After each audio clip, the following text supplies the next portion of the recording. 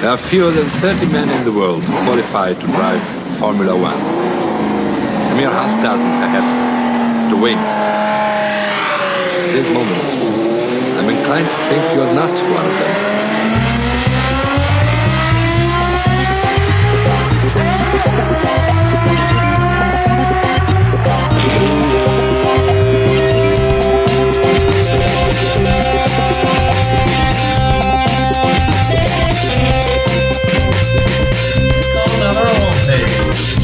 No, you want to. Keep up the good work, Stephen, and there you have it. There you go. Hello, this is Desiree for F1weekly.com. I'm your in-depth correspondent. Let's go. With the qualifying, Steve. Welcome to F1weekly.com. My name is Clark Rogers. I'm the host of the program. I'll be joined by Nasser Hamid, my co-host. This is podcast number 801, August 25th, 2019. Nasser? Thank you, sir. I say greetings and Rolex reunion regards. Today we feature the Helsinki Formula. Back to you, Chief. Thank you. On today's program, Ocon to replace Hulkenberg. Hulkenberg to replace Grosjean. And Bottas stays home to cook and make more salads for LCH. And this week's special interview, direct from Laguna Seca, is two-time world champion Mika Hakkinen. And I just want to remind everybody that we need your contributions to keep this program on the air. Just click on the Support F1 Weekly tab on the front page. You know you want to. Nas, welcome to the studio. How are you? Thank you, sir. I am doing very good. It was good to see you again at Laguna Seca. You are definitely getting younger and charmer year after year. Did you enjoy the festivities there, sir? Absolutely, Nas, and of course it was wonderful seeing you again. We haven't seen each other since 1988, so it was great. We had a good time. Of course, Laguna Seca is always a great track to visit. Yes, a great environment, great place, and great event. And you know, my big thanks to Miss Rachel of McLaren for the opportunity to meet the young man I met in 1991 in the dry heat of Phoenix, Arizona. We are very pleased to bring our 15 minutes of fame with two-time world champion from Finlandia, Mr. Mika Hakkinen. Mika made his Grand Prix debut here in the United States with Lotus in 1991, and I was in Phoenix, and on Friday night I ran into him standing by himself in a hotel lobby, and after winning back-to-back Formula One championships, I think he's lonely no more. Here is a conversation which starts with him talking about racing at Suzuka, a race that he was taking part this weekend in the Japanese GT series. So please enjoy our chat with Mika Hakkinen. The power, the grip, the downforce, it's very nicely balanced. It's a very nice car to drive. Only enemy is the heat. It's going to be really hot. I think it's going to be like something like 90. How about Heikki Kovalainen? Will he be the enemy also, or is he driving with you? He's going to race there. I think he's going to be in the same race with me. And I think he's driving Ferrari. But of course the McLaren is better than Ferrari. And Suzuka has been very kind to you. Yeah, I've been having a super success there in the past. Raced there first time in 91 with Team Lotus. I did win a world championship twice in Suzuka. So there's some mega memories. Of course I know the circuit like my own pockets. You know, every curve, every corner.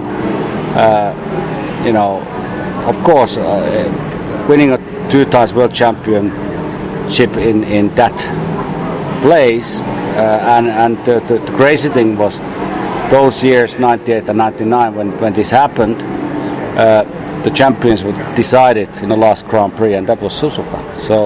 So my personal preparation for that Grand Prix was just super maximum. So I studied the track very well to understand how I can get best out of the track to suit my car and to find the best possible racing line. So I know the place. So it's nice to go back there to do this kind of race because I don't need to learn the track.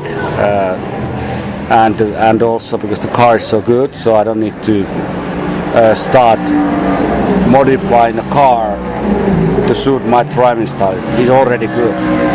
No, I'm very happy to tell you, when you won your 2 championships at Suzuka, I was living in California and I watched the races at like 1 in the morning.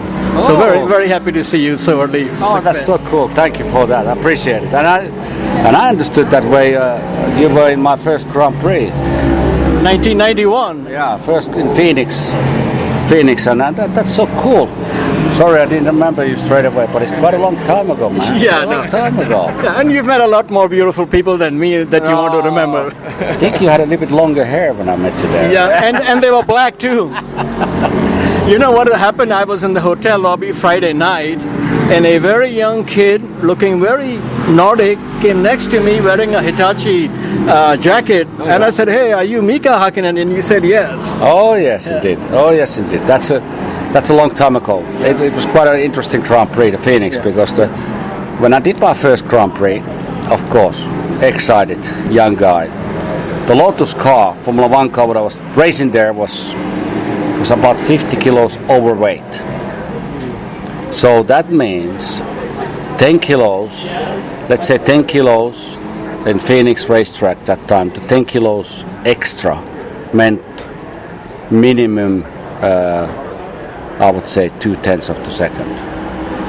So you can imagine that racing against my competitors and me carrying 50 kilo extra all the time, it was impossible to get the best performance. But nevertheless, it was a good free practice, good qualification. I think I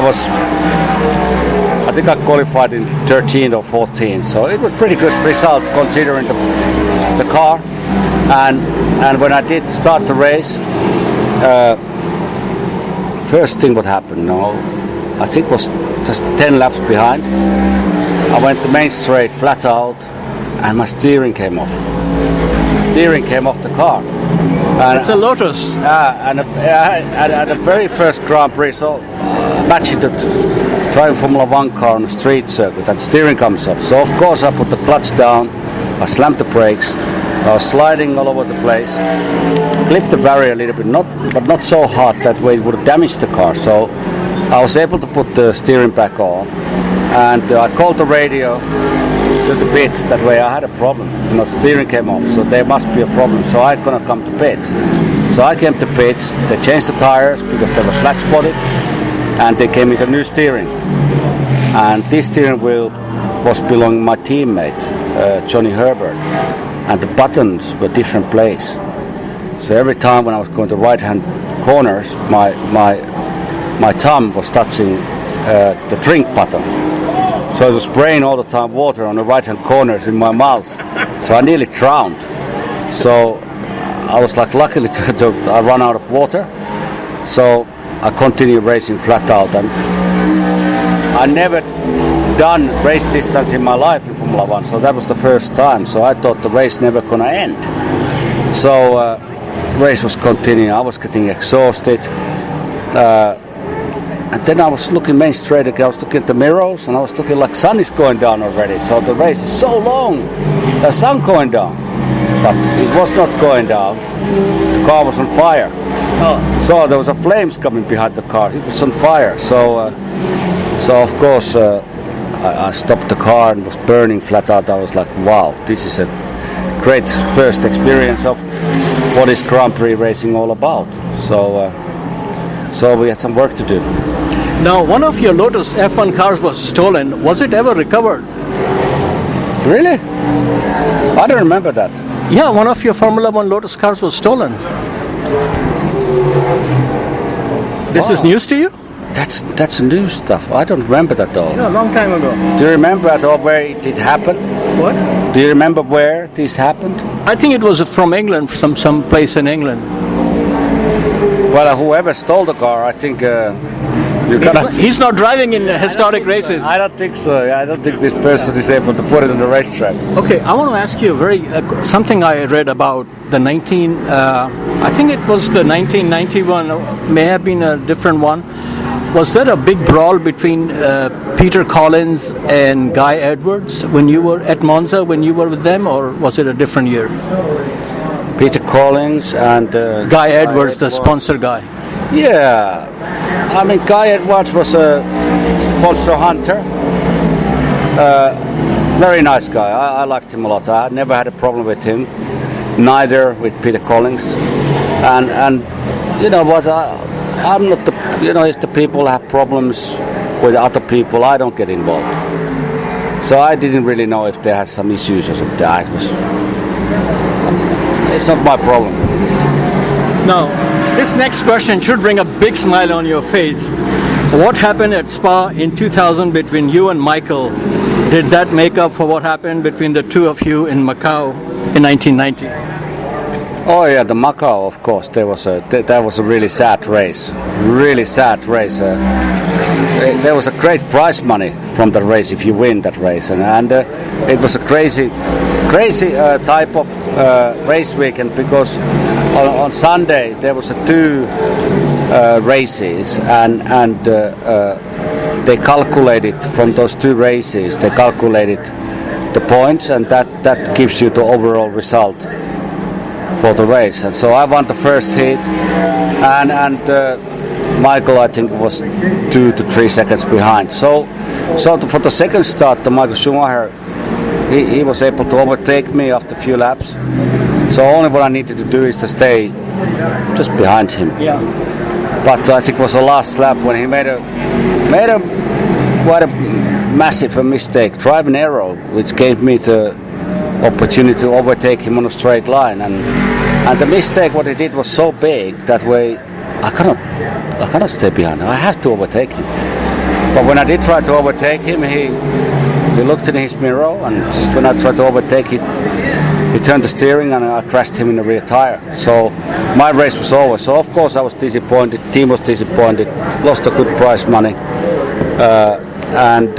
So then Formula One, you know, then we had some serious races together, me and Michael, and indeed, in Spa we had a great race together. That Michael was leading the Grand Prix. Nearly last couple of laps he was still leading Grand Prix, and I was second, and I got a great opportunity to overtake him. Even he was pushing me on the grass a couple of times when we were going like 200 miles per hour. So I had quite a spectacular overtaking maneuver against him when driver called Ricardo Zonda was driving middle of the track on the straight line, and Michael decided to overtake him in the left, and I overtook it for the right. So it was a very spectacular situation in a Grand Prix racing. Now, you know what Zonta said to his team when you guys passed him? Oh, I don't know actually. He said these guys are crazy. Yeah, I understand that. It was he definitely needed to change his underpants after. Yeah. Now I have a question. Did you say anything to Michael or Willy Weber after Macau, and did Michael say anything to you after Spa? Yeah, I mean I had a discussion with Michael quite often. Spa, of course, I had a discussion with him because he was absolutely far too aggressive against me at the race in that race because I was so much quicker. So it was really not good to him to create that kind of danger situations. And Macau, I don't think I went to see him. I don't think he came to see me. He just thought, he had a feeling like this was a racing incident. Mika drive me in the rear tire and that's it. So I think this is a long time ago. But anyway, so he never didn't come to say anything. So he knew what he was doing. You know. Okay, of all your Grand Prix wins, which ones are the most memorable and dear to you? Well, I think the Spa Grand Prix definitely was a incredible memory. But what steps out mostly is the winning, of course, the World Championship in Suzuka and the Monaco Grand Prix. So those races are something which really is emotionally very good feeling, because it was a really amazing victory. It's like Monaco winning there was just mega feeling. It's such a great track, difficult track indeed to race, and I knew that there was always a discussion inside in the team and Formula One in general that where the driver who can win the Monaco Grand Prix is definitely a potential winner of the World Championship. Yeah. So I got a lot of confidence winning a Monaco. How important was the role of John Hogan of Marlboro and Keke Rosberg in making you a championship-winning driver? Yeah, I mean John Hogan. Yeah, I know him today.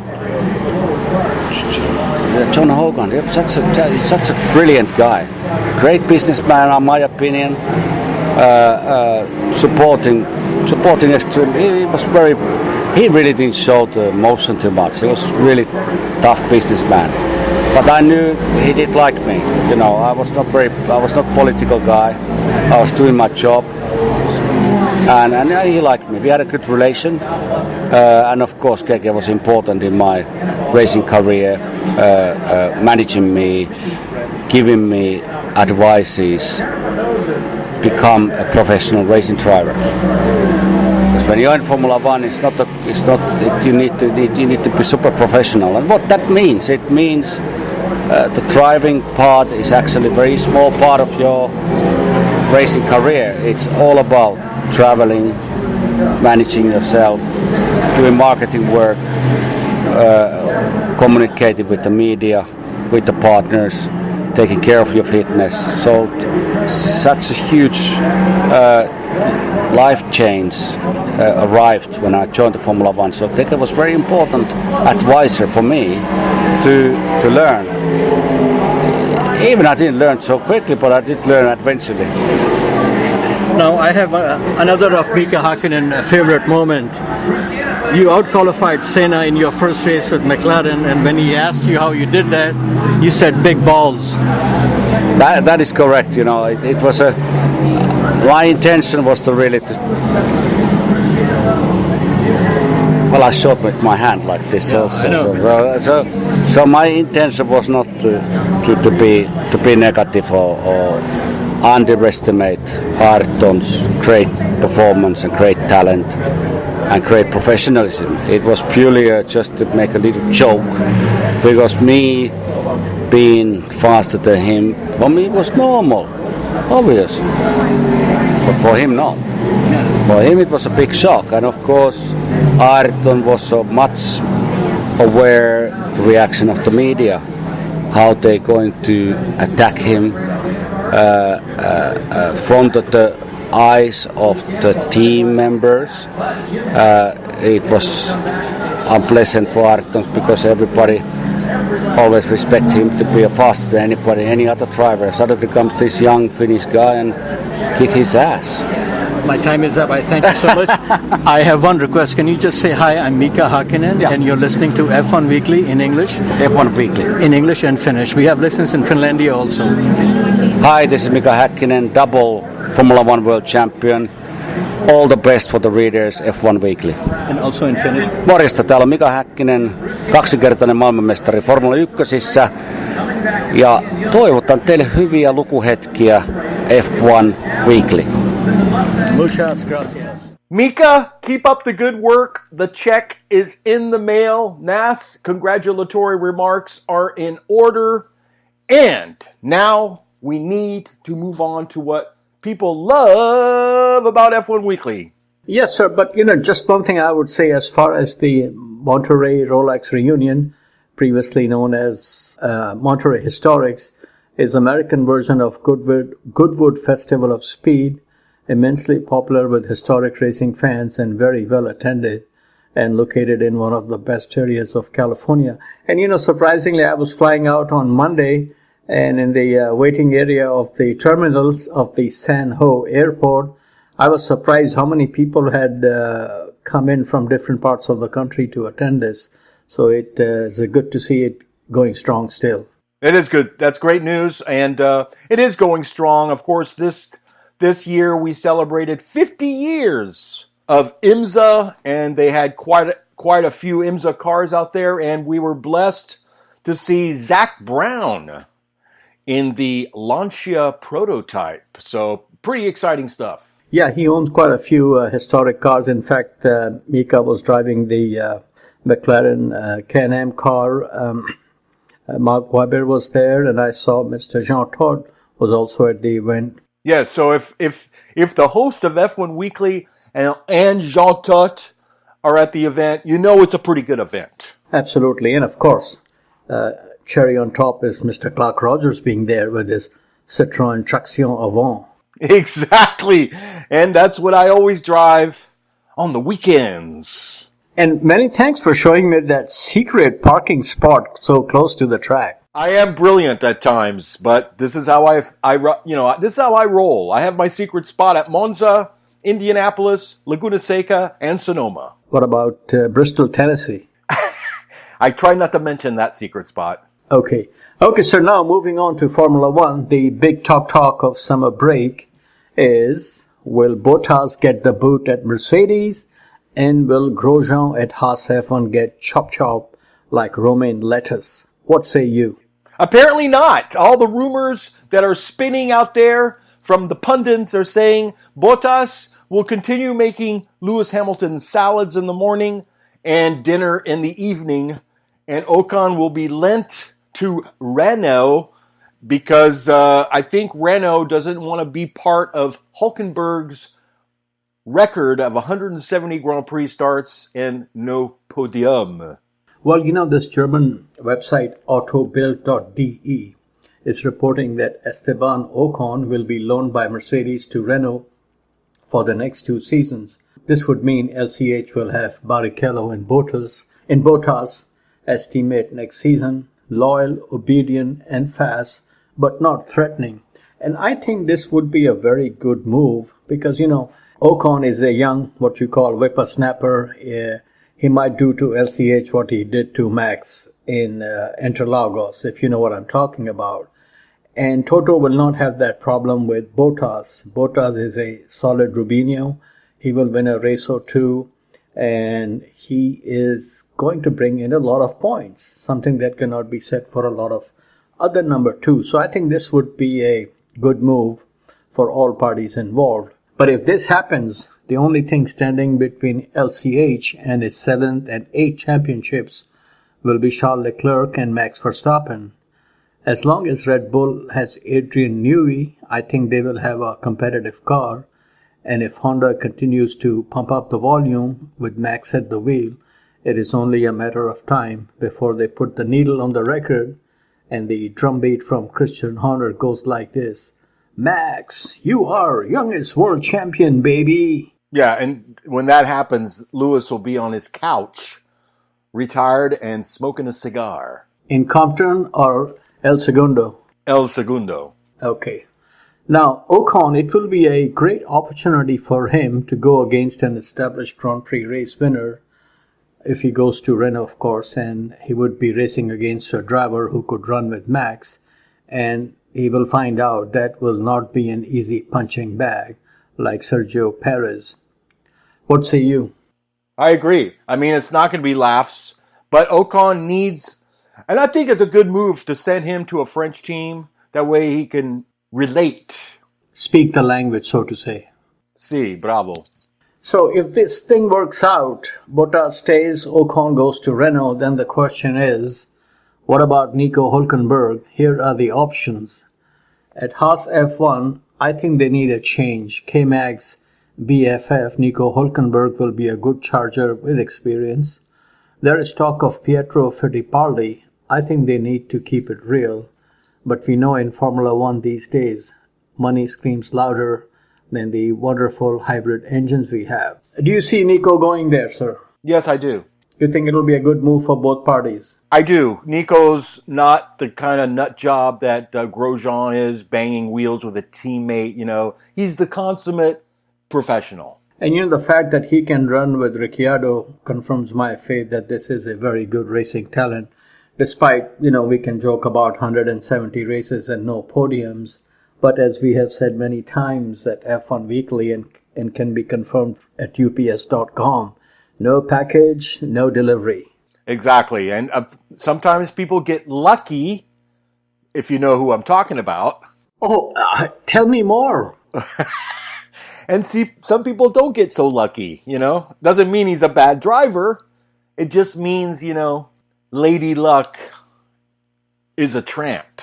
Yes. Okay, the other option is at Williams, the team where he scored his first and only pole position so far. And, what I feel bad about is that, like Stoffel Van Dorn, Nico won each and every championship they entered many times in first attempt.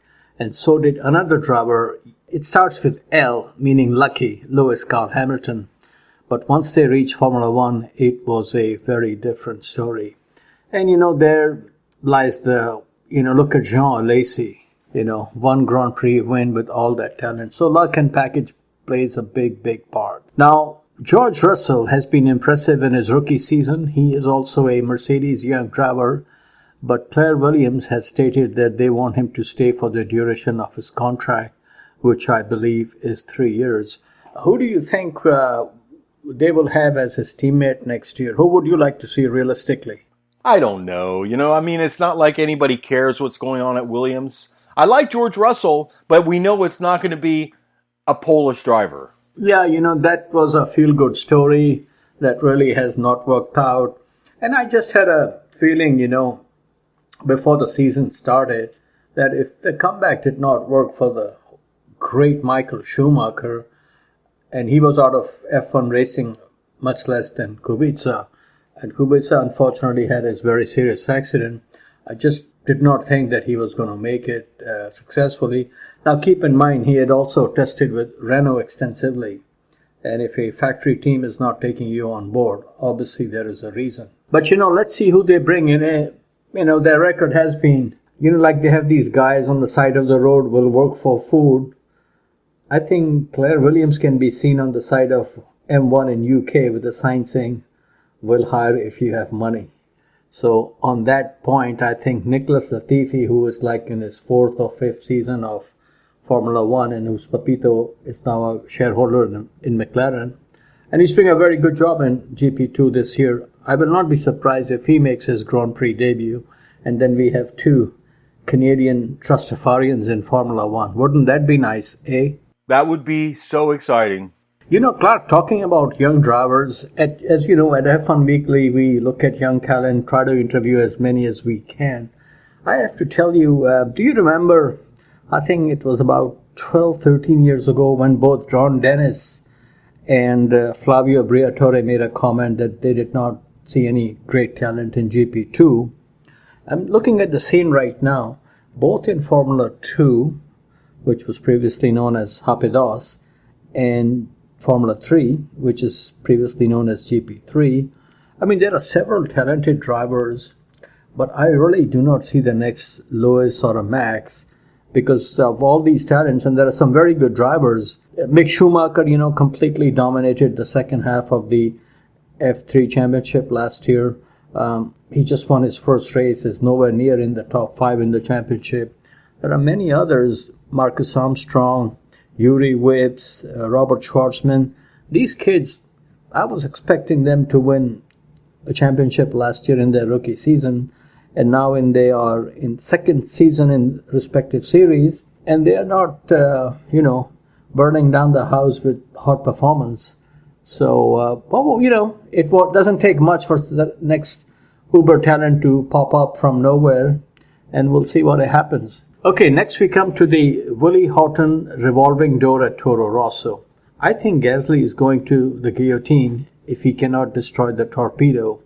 I think one of them will bite the dust in the sands of Abu Dhabi Grand Prix. The Red Bull pipeline is not exactly gushing out talent they can bring to Formula One immediately, but that has never stopped them. Daniel Ticktum has been thrown out of the program, while in Japanese Super Formula, they have now taken on Indy Lights champion Pat O'Ward, as Tictum's replacement in Japan. He has done a few races and one race in F2, and again, he's nowhere near what Dr. Marco was expecting, which is, winner comes close second, but those are their standards. I think it will be serious harakiri if they put him in Formula One in 2020.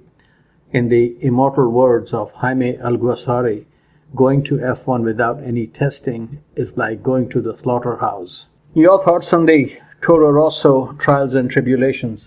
Well, Toro Rosso is famous for the chop. The machete isn't part of their crest for no reason at all. I mean, that's what they do over there, and we've seen them come, we've seen them go. Vitantonio Liuzzi, Scott Speed, Jaime Alguersuari, ex-Formula One driver, great DJ in the Andalusian area of España. Yes, he is putting the needle on the record, that's for sure. Absolutely. Yeah, so that's the way it goes sometimes. Actually, quite a few F1 drivers do DJ works. I know there was one IndyCar racer who did very well here. He's now a DJ in Brazil. And I think Kamui Kobayashi, or one of the Japanese drivers who raced in Formula One, he's also spun some records. And you want to hear something really hilarious? Tell me. I think Desiree is now a DJ in Honolulu, and Steve Fobb is a DJ in Portland, Oregon. Well, we wish them all the best. And what is David Tapia doing, our executive producer? He's at Comic-Con permanently. As a DJ? Exactly. Great. So, sorry, here is your favorite question. Who's going to win at Spa? Let me see.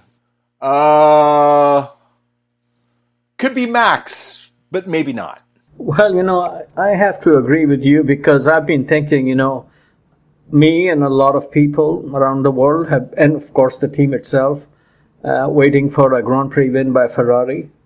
And now there's all the talk. They have top straight line speed, and they're going to be very favorites at the Spa-Francorchamps with Seb and Charles. And I think at the end of the race, regardless of how wonderful they go, I will not be surprised if the scenery at the checkered flag is a silver bullet. Or Max winning there would be awesome. And, his mother is Belgian, so he's half Belgian anyway. So that will be fantastic, very, very sort of a popular win. As Max Verstappen can win the Belgian Grand Prix at Spa-Francorchamps in a Red Bull Honda. Wow. You know what I find fascinating? Is the same people who talk about Ferrari straight line speed are the ones that were talking about Ferrari straight line speed in winter practice. Well, the speed is there in the speed line, and I don't think there's any doubt about it. There's no doubt, but when you take a break and go into the cafeteria at Ferrari, they're still serving the same old. You mean Chunky Monkey ice cream? Exactly. Or did Kimi take that stock? Yeah, it's over at Alpha now. Yeah, he should be sponsored by, Ben and Jerry or some ice cream company. That will be a very popular promotion. Talking of Kimi, his son, Robin Raikkonen, recently did some laps in a go-kart. I think he's 4 years old. And Kimi Raikkonen posted, I think, on his Instagram, the ace man has arrived. So it will be just a few years before we see him racing in go-karts all over Europe. And I'm looking forward to it. Does Fernando have a son? Not that I know of. Well, there you go. No competition. Oh, same old story, huh? No competition. Thank you. Thank you very much. Anything else you're expecting in the second half of the season, or will it be a rinse and repeat of the first half? It's race and repeat, and then build another trophy bar. Yeah, I'll tell you, I have never lost any sleep over anybody's success. And whether Lewis can match Schumacher's numbers, time will tell. But of course, he is very, very close now. And with so many races remaining just this year, he's going to pick up another 3 or 4 wins, I think. So next season is going to be a tremendous season. And I think the Mercedes, Well, that Uber domination is over, but domination continues. It will be a fascinating season if we can pass his numbers. And again, this is not my wish. It's just like we are in such incredible times in racing. I never thought a teenager would win a Formula One race. It has happened. And I remember, Clark, 1973 when Jackie Stewart retired. Shortly after his retirement, he was interviewed on BBC World Service. And I'll never forget the reference he made. This is in 73 when there were only 3 or 4 races outside Europe. He said motor racing has become very popular and right now they are planning on going to different places. And his next sentence was, maybe one day we'll have a Grand Prix in Timbuktu or Saudi Arabia. And, Saudi Arabia may happen in a year or two. And the Mali Grand Prix can only happen if they discover big oil fields there, because Chase Carey loves to go to a destination city, and what could be more bigger destination than Timbuktu? I think if they discover a lot of oil in Tombstone, Arizona, that will be a destination city too. I agree. Keep up the good work, Nas. Okay, sir, shall we take a Rain Karthikeyan Gatorade flavor break and come back? We'll be back after this brief cucumber. Hi, I'm David Coulthard, otherwise known as DC, and you're listening to F1 Weekly. Welcome back to F1weekly.com. Clark Rogers here, your host. And now, as we spin the globe and go around the world with Motorsports Mondial, with the Karachi Kid himself, Nasser Hamid. Thank you, sir. And MotoGP at Silverstone. Man, what a great run on the last corner of the last lap to the finish line. Marc Marquez was the man of the race, as he had been throughout the season and past several seasons, I must say. He and the watching world had a surprise for him as he headed to the checkered flag. Second place man Alex Rins on a Suzuki stunned the Honda man to take an unbelievable win. I say, check it out, man. It's a doozy. Sadly, championship challenger Andrea Dovizioso crashed out early in the race with Fabio Quartararo.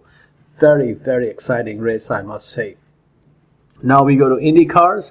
Sato-san got a lot of flack for his involvement in the crash at Pocono, but last Saturday night he won the oval race at Gateway Raceway in St. Louis. Ed Carpenter was a very, very close second, a very impressive finish there also. And sir, our congratulations and kudos to young Franco-Argentine driver Sasha Fenestras. He has clinched the Japanese Formula 3 championship, which is very good for him. Last year he raced in the European Formula 3, and prior to that he was Formula Renault Euro Cup champion. Our friend Mr. Inam Ahmed is currently third in the Japanese championship, and there is one more round to go, and we will get an update when it happens soon. Okay, sir, a quick look at the championships in some major racing series. Top 3. Formula 1, your favorite driver Lewis Hamilton leading over Valtteri Bottas, Max Verstappen third. Absolutely amazing. Formula 2, Dutch driver Nick de Vries is the leader. Second is Nicolas Latifi from Canada. Third is Brazilian Sergio Sete Camara. Formula 3, top 3 is very interesting, very international. Leading is Robert Schwarzman from Russia. He's in the Ferrari development program. Second is Yuri Vips from Estonia. He was recently signed to the Red Bull program and doing very good. And Jahad Ruwala, he I think is in his third year in the series. He is third in the championship, and at one time he was part of Force India, but I don't think he's part of the. I guess nobody's part of Racing Point apart from Lance Stroll, but that's another story. Okay, in MotoGP we have Marc Marquez leading the championship. Andrea Dovizioso is second, and Alex Rins third. Sir, would you have any update from your favorite series, NASCAR? No updates from NASCAR, but some people are getting really pissed off in the truck series. Okay. Why am I not surprised, by the way? Okay, sir. Talking of the machete and chop style of Dr. Marco, we come to some update, look back on the victims of Dr. Strange Love. May I proceed with your express written consent, sir? Let me get Pedro to text you. Oh, there it is, with a CC to Mark Coughlin, right? Okay, sir. I move forward now. Red Bull gives you wings. Indeed they do. For the few very lucky ones, they are wings of eagles. But for the vast majority, they are wings of turkey, where they do nothing but gobble gobble in Grand Prix racing for a season or two. The wings are plucked without any warning by the machete of Dr. Marco. Today we will look at some of his victims. We shall start with man from California, with whom we could not meet him, but we did meet his mom and grandma, Clark Rogers and myself in Manteca some years ago, Scott Speed. He was runner-up in Red Bull's search for American in Formula One. He crossed the pond as the number one in the search. A.J. Allmendinger decided not to race in Europe. As a Red Bull junior in Europe, Scott lived up to his name and won the very competitive Formula Renault Euro Cup and the German version also, which was very impressive. He then moved up to the inaugural season of GP2, where he was competitive and raced against the likes of Nico Rosberg and Heikki Kovalainen. Scott did not win a race, but finished third in the championship with 67.5 points compared to 120 of championship winner Nico Rosberg. When he made his Grand Prix debut with Toro Rosso in 2006, he became the first American since Michael Andretti in 1993 to race in Formula One. Scott was shoved out of Formula One, literally and figuratively, after a physical altercation with Franz Tost following the 2007 European Grand Prix at Nürburgring. This is the race where El Machismo pushed and shoved Felipe Massa late in the race to take an amazing victory, and in Parc Fermé told Felipe, "Baby, you don't hit my car." And the argument continued in the green room before podium ceremonies. Do you remember this incident, sir, with Fernando and Felipe? I remember all incidents with Fernando. Very good. Except for the 2007 season, excusez-moi. Is the caller there? Si. Okay. Next we come to Vittorio Liuzzi. His karting success promised a stellar single-seater career. He won the 2001 World Karting Championship, famously beating Michael Schumacher at his home track in Kirpin. Liuzzi was 2004 Formula 3000 champion, winning 7 of the 10 races, started 9 of them from pole position. I remember I was at the San Marino Grand Prix in 2004 where he was racing, and he was really making a big name for himself. He made his Formula One debut in 2005, sharing the car with Christian Klein.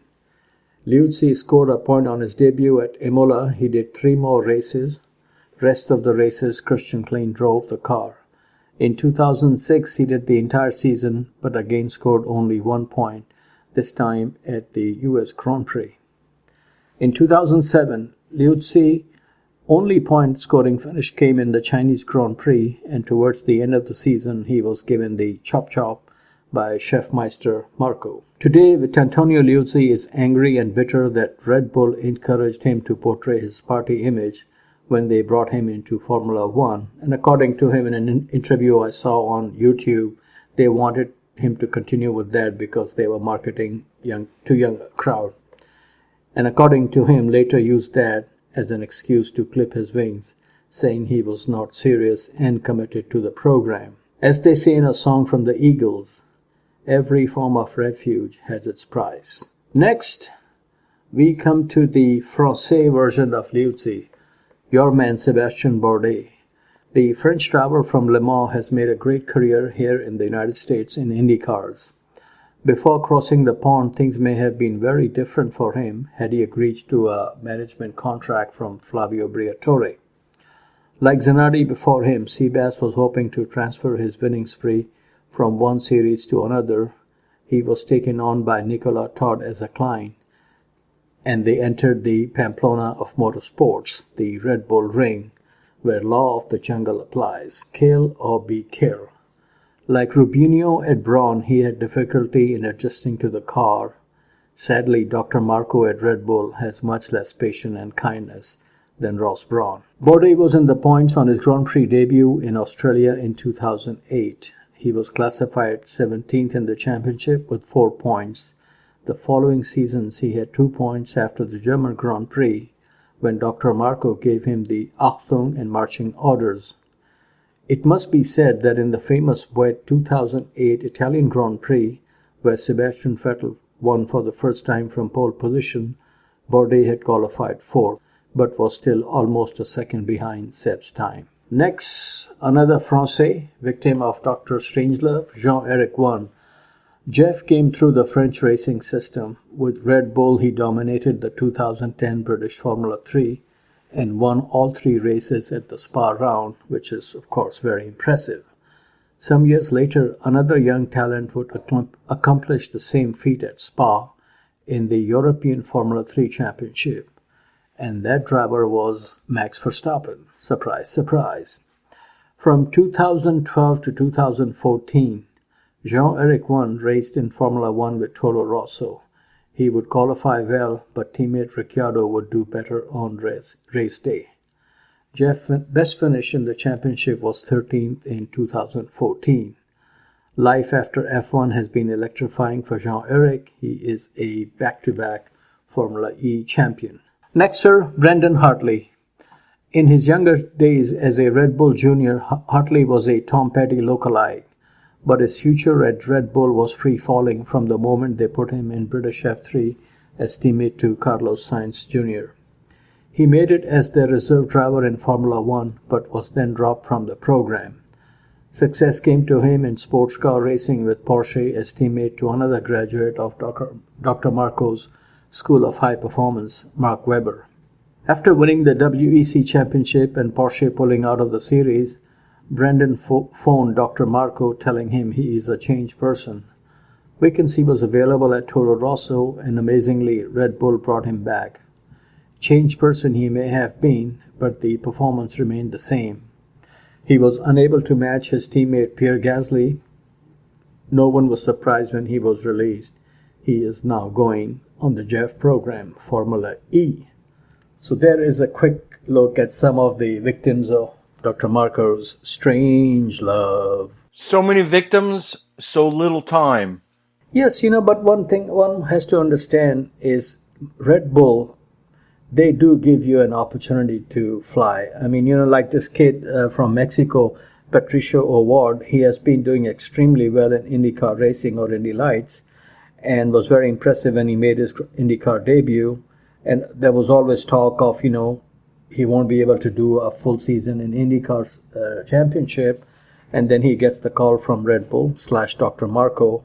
Now they've put him in Japanese Super Formula and given him some races in F2. So they do give you the opportunity. You have to take the Red Bull by the horn and do what Seb did or Max is doing or Daniel Ricciardo did. So there is room in place there for the top performers. But there is very little patience, that's for sure. And I don't expect them to be patient. I want them to be machismo, and therefore it's entertaining as well. I mean, look at the opportunity they're giving to Alexander Albon. This guy, last year when he was in Formula 2 and did a very good job, apparently these are his own words that he begged the team owner, Jean-Paul Riot, who just passed away, who owned the team Dams. He basically had very little money and begged him for a ride, did a very good job, has done a very impressive job this year in Formula 1 so far. Before the season, he had never even tested a Formula 1 car. A lot of these drivers at least get to do, young driver test days and all that kind of stuff. So I wish him all the best, But the problem is, no matter who you are, trying to go and beat Max is almost impossible. Almost. Yeah, I say almost for, young drivers. I mean, if you put Sebastian or Lewis, they can run with him and maybe beat him every now and then. But for young kids coming through the system, it's almost impossible. Almost. And, Max is one of those, it's like the Sennas and the Schumachers. They are like rolling like a bullet train. They're not going to slow down to help their drivers, their teammates.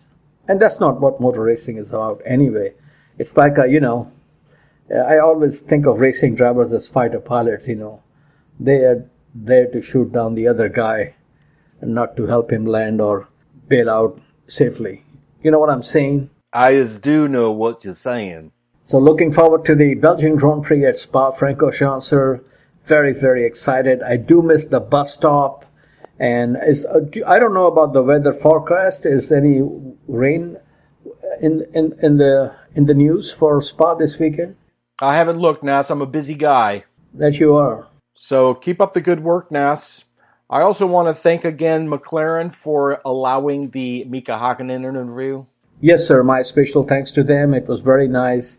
And, hopefully we will have some more interviews if and when I make it to the final race in Abu Dhabi in late November, December. Fantastic, Nats. Keep up the good work. An outstanding job. It was nice seeing you at Laguna Seca. Talking of Laguna Seca, are you going to the IndyCar finale? I don't know. I might. It clashes with another event. Oh, really? Yes, really. Oh, you going to the Hanford Truck Racing Series? Exactly. Greg Biffle is going to be driving, so it's a toss-up. I want to ask you a question. Have you ever been to the Watsonville Speedway where they do dirt races? No, sir. Man, I've been there once and I saw figure eight racing. It was very, very exciting. I kid you not. I know, but I'm going to stick to more professional racing, Nasser. Okay, sir. Keep up the good work. I want to thank everybody who listens. Good night. Thank you. Bye-bye.